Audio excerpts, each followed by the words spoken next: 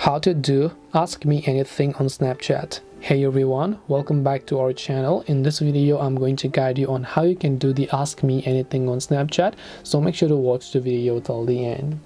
Now, in order to do the Ask Me Anything on Snapchat, you first of all have to go ahead and then open up the Snapchat application.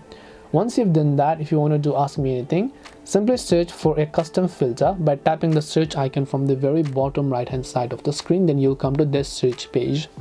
In the search bar, just type in Ask Me Anything, right? So just go ahead and type in Ask Me Anything over here.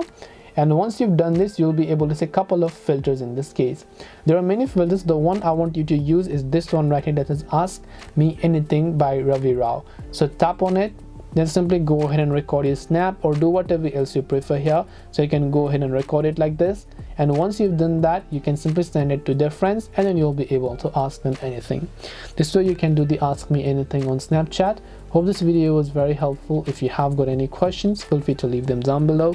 Thank you for watching till the end and see you soon in the next video.